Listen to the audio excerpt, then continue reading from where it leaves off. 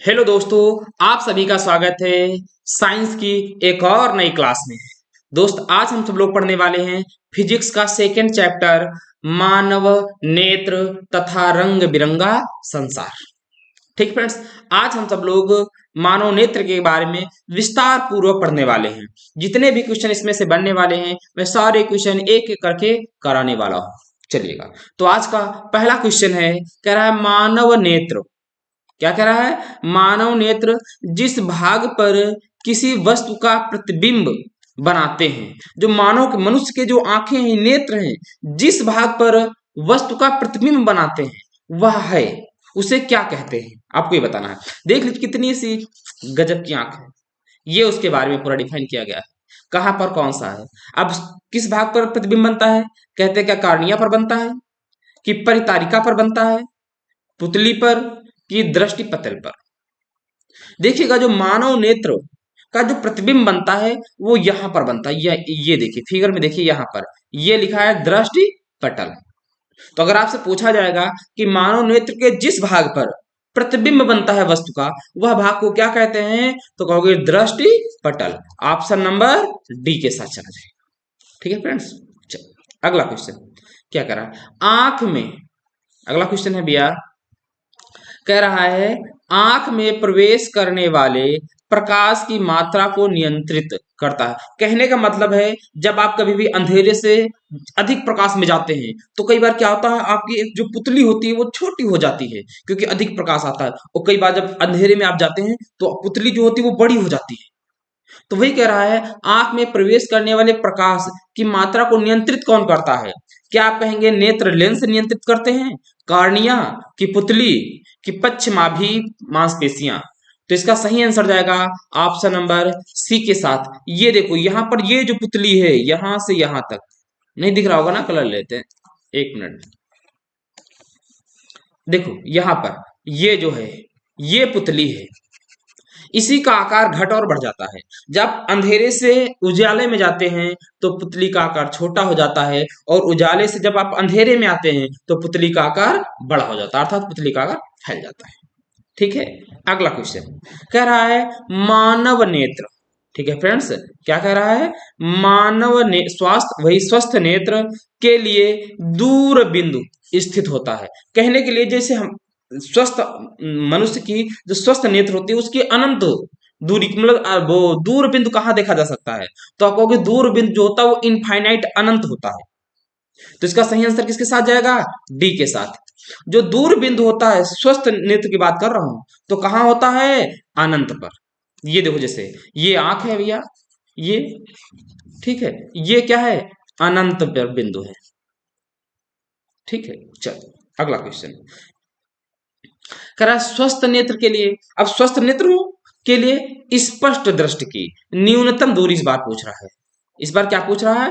स्पष्ट दृष्टि की न्यूनतम दूरी, कम से कम कितनी दूरी पर स्पष्ट रूप से देखा जा सकता है? तो जो मिनिमम होती है आंख से लेकर के यहां तक की, जो न्यूनतम ऑब्जेक्ट वस्तु के बीच की दूरी होती है वो 25 सेंटीमीटर होती है न्यूनतम दूरी।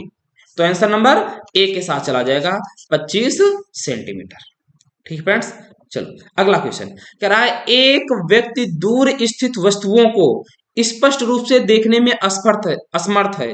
कहने मतलब दूर की वस्तु को उसको दिखाई नहीं दे रही है, तो उसके नेत्र में कौन सा दोष होगा? इस बात को समझो, जब आपको दूर की वस्तु ना दिखाई दे तो निकट दृष्टि दोष होता है, और जब वस्तु आपको निकट की ना दिखाई दे तो होता है दूरदृष्टि दोष।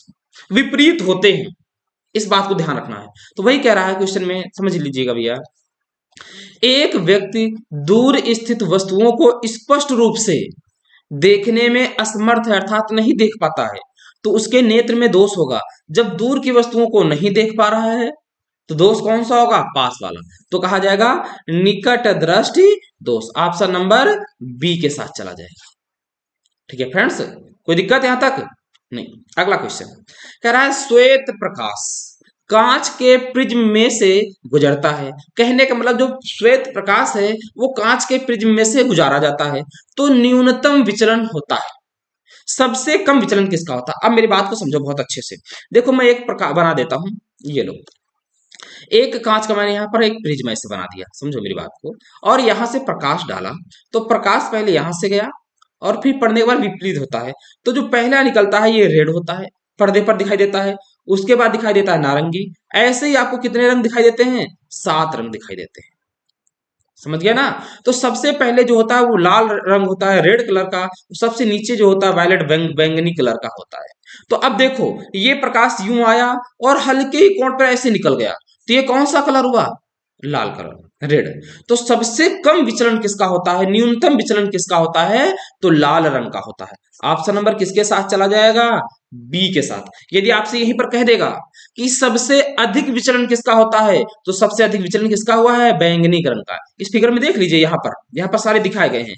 ऊपर जो है सबसे कम विचलन है और नीचे सबसे अधिक विचलन है। ठीक है फ्रेंड्स, चलो अगला क्वेश्चन। कह रहा है श्वेत प्रकाश प्रिज्म से गुजरता है। श्वेत प्रकाश जब प्रिज्म से गुजरता है तो सर्वाधिक विचलन होता है। अब वही क्वेश्चन आ गया फिर, अब सबसे अधिक किसका विचलन होगा? फिर देखो, अभी बताया था आपको, जब प्रकाश जाता है यहां से, फिर प्रिज्म पड़ता है, उसके बाद सीधे के रूप में निकल जाता है रेड कलर, और सबसे नीचे कौन होता है? बैंगनी कलर। तो सबसे अधिक विचलन किसका होता है? बैंगनी बैंगनी कलर का। ठीक है, इसमें भी देख सकते हो आप विकबोर, हाँ ये देखो विकबोर में देखिएगा बी जो होता है यहाँ पर। चलो अगला क्वेश्चन। तो अगर पूछा जाए कि श्वेत प्रकाश जब कांच के प्रिज्म में प्रवेश करता है तो सबसे अधिक विचलन किसका होता है, तो कहोगे बैंगनी कलर का। सबसे कम विचलन किसका होता है या न्यूनतम विचलन किसका होता है? तो लाल कलर का या रेड कलर का। अब अगला क्वेश्चन कह रहा है, श्वेत प्रकाश, फिर यहाँ पर वही क्वेश्चन बन के आ रहा है, श्वेत प्रकाश के 7 रंगों में से किस रंग की तरंग दैर्ध्य सबसे अधिक होगी? अब मेरी बात को समझो, ये फिर श्वेत प्रकाश से अब प्रकाश जाएगा प्रिज्म से टकरा करके, फिर जब परावर्तन के पश्चात जब निकलेगा अपवर्तन के बाद, तो सबसे ऊपर होता है रेड कलर और सबसे नीचे होता है बैंगनी कलर। तो सबसे देखो, जो सबसे कम विचलित होता है उसकी तरंग दैर्ध्य सबसे अधिक होती है। तो सबसे कम विचलन किसमें होता है? रेड कलर में। तो तरंग दैर्ध्य सबसे अधिक किसकी होती है? रेड कलर की। और सबसे कम तरंग दैर्ध्य किसकी होती है? तब कहोगे आप बैंगनी कलर की। ठीक है फ्रेंड्स, चलो यहां तक समझ में आया ना?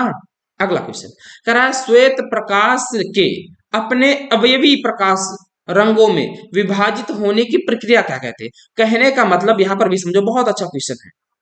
आज के जितने भी क्वेश्चन है बहुत दमदार क्वेश्चन है, और पेपर में अवश्य आपको 2 नंबर इस क्लास से मिलके जाएंगे। यकीन मानिए, आप तैयार कर लीजिएगा। आप कहेंगे, कमेंट करके मुझे बताना बाद में कि सर आपने बताया था वैसा हो। देखो कहने का मतलब है कि जब प्रकाश किरण यहाँ से मान लो ढेर सारी ऐसे आती है और यहाँ पर पृष्ठ पे पड़ती है, इसके बाद दूसरे पृष्ठ पे जाके अपवर्तन इनका होता है। तो वही कह रहा है कि प्रकाश एक प्रकार से आया बंडल के रूप में और ये 7 रंगों में बट जाता है। इसको क्या कहते हैं?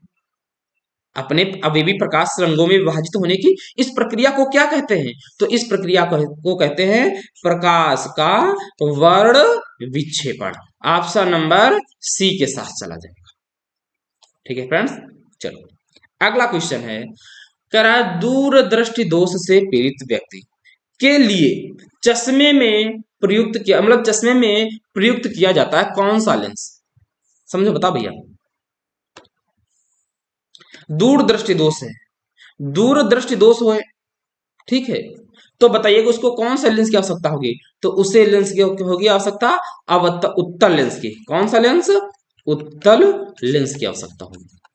अगर कह देता भी निकट दृष्टि दोष है, निकट दृष्टि दोष, तो कौन सा लेंस लगता? तब लगता अवतल लेंस। एक बात ध्यान रखना, दर्पण नहीं प्रयोग और लेंस प्रयोग होता है। दर्पण को पता है ना कैसे बनाया है? दर्पण को एक मिरर के एक साइड में लेप लगा करके बनता है। अगर लेप लगा के आपकी आंखों के सामने लगाया जाएगा, क्या आप देख पाएंगे आर पार? नहीं देख पाएंगे। तो यहाँ लेंस का प्रयोग होगा, दर्पण पर तो जाना ही नहीं है, ये तो ऑप्शन हो ही नहीं सकते हैं। तो निकट दृष्टि दोष के लिए अवतल लेंस और दूर दृष्टि दोष के लिए उत्तल लेंस। आपसे यहाँ पर दूरदृष्टि की बात कर रहा था। अगला क्वेश्चन कह रहा है, यदि वायु के सापेक्ष कांच का अपवर्तनांक, वायु के सापेक्ष कांच का अपवर्तनांक की बात कर रहा है। फिर अब वायु के सापेक्ष कांच का अपवर्तनांक है, वायु के सापेक्ष कांच का अपवर्तनांक एन, कांच का करा ना एन जी, तो दिया 3/2। अब क्या करा है, कांच के सापेक्ष वायु का अपवर्तनांक, इसका विपरीत बताना है। तो ये देखो ये 3/2 है, तो कांच के सापेक्ष वायु का अपवर्तनांक बहुत आसान है, कितना हो जाएगा 2/3। ऑप्शन नंबर डी के साथ वायु के सापेक्ष कांच का अपवर्तनांक 3/2, तो कांच के सापेक्ष वायु का अपवर्तनांक 2/3, खूब उसका विपरीत। ठीक है ना। चलो अगला क्वेश्चन, कह रहा मानव नेत्र में रेटिना पर बनने वाला प्रतिबिंब, जो आंखों के रेटिना पर प्रतिबिंब बनता है वहां पर कैसा बनता है। कह रहा है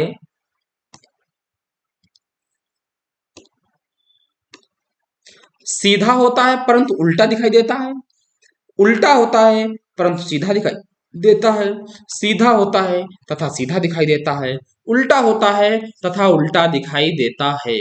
तो अब बताइएगा हमारी जो आंख है उसकी जो रेटिना पर प्रतिबिंब बनता है वो उल्टा बनता है, परंतु जब हम सामने देखते हैं तो वस्तु में सीधी दिखाई देती है। तो कौन सा ऑप्शन जाएगा, ऑप्शन नंबर बी जाएगा इसका। तो आप कहोगे जो रेटिना पर प्रतिबिंब बनता है वो उल्टा बनता है परंतु दिखाई सीधा देता है, ऑप्शन नंबर बी सही।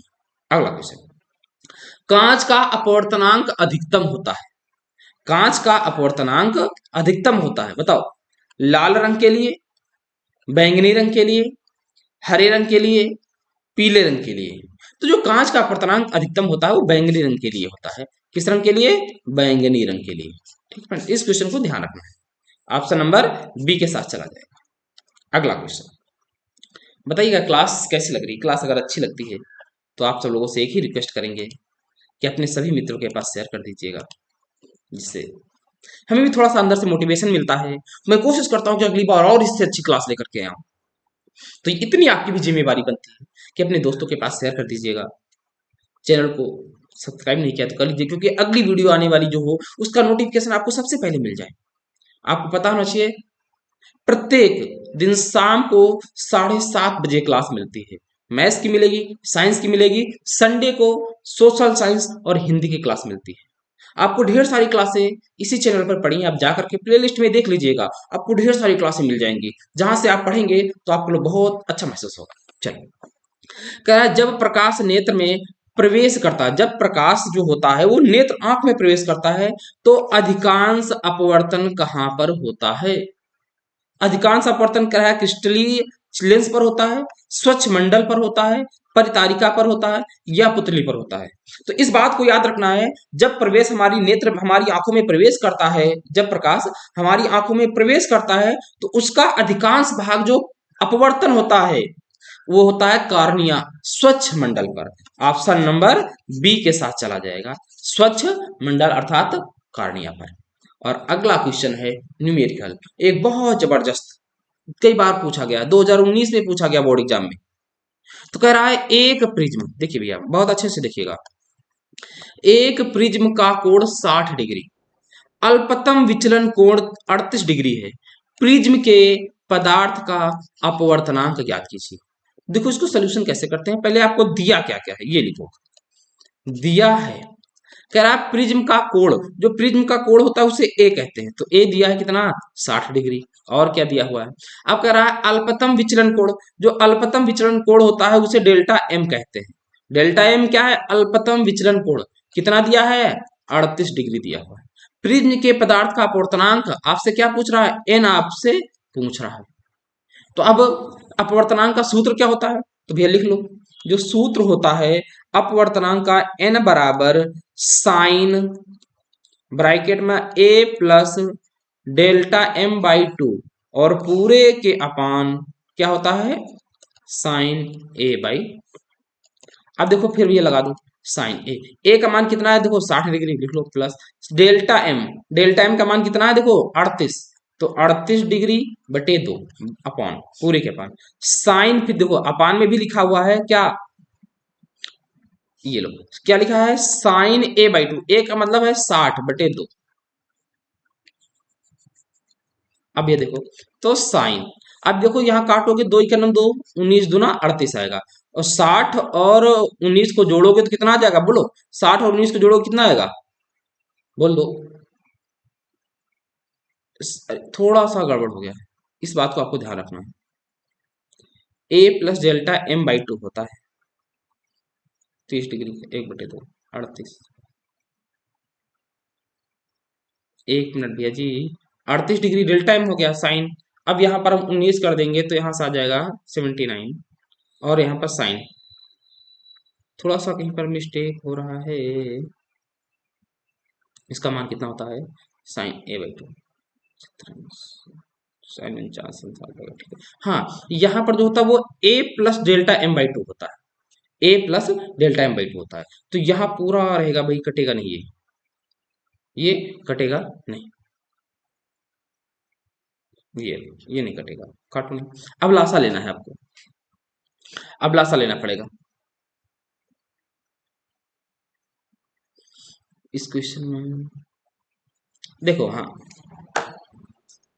अब इसमें से आपसे पूछ रहा है साइन, मतलब आपको एन का मान बताना है, ठीक है ना। जब एन का आप मान बताएंगे, आपको यहाँ पर सूत्र जो होता है वो होता है A plus delta M by two. तो ए इसके कटेगा नहीं अब ये, तो आपको जोड़ना होगा 60 + 38/2। तो जैसे आप 60 और 38 को जोड़ेंगे, वैसे कितना हो जाएगा, 98/2। थोड़ा सा अलग फिर से कर देते हैं, समझ लो। ये ये लो भैया, थोड़ा परेशान नहीं होना, मिस्टेक थोड़ी सी हो। देखो सूत्र था sine A plus delta M by two. A का मान 60 प्लस डेल्टा एम का मान 38 बटे कितना, 2। और इस पूरे के बटे में है साइन ए बाई टू, ए मतलब 60/2। अब देखो 60 और 38 को जोड़ोगे कितना आएगा, 98/2। और पूरे के पान में कितना है, साइन 30 अंश। अब देखो साइन 98 का मतलब होता है साइन 49 अंश, बटे साइन 30 अंश का मान 1/2। अब साइन 49 अंश का मान पता है, ये देखो दिया है आपको, साइन 49 अंश का मान 0.75, 0.75, ठीक है। अपान में 1/2 है। अब ये 2 ऊपर चला जाएगा, जब ऊपर 2 जाएगा 0.75 में गुणा हो जाएगा 2 का, तो आएगा 1.5। तो अपवर्तनांक कितना आ गया भैया, देख लो समझ लो, अपवर्तनांक आ गया 1.5। फिर समझ लो, समझ में नहीं आया हो तो इस बात को बहुत अच्छे से, क्योंकि क्वेश्चन बार बार पूछा जाएगा। तो सूत्र होता है एन बराबर sine A plus delta M by two upon sine, ये सूत्र होता है अपवर्तनांक का। फिर मैंने क्या किया है, साइन ए का मान 60 अंश है, प्लस डेल्टा एम का मान 38 अंश है, बटे 2। तो 60 और 38 को जोड़ा कितना हो गया, 98/2। अपान में लिखा है sine A by two, A का मान 60 है, तो साइन 60/2 का मतलब साइन 30 अंश। अब 98/2 का मतलब क्या होता है, साइन 49 अंश, बटे कितना है, एक साइन 30 अंश का मान 1/2।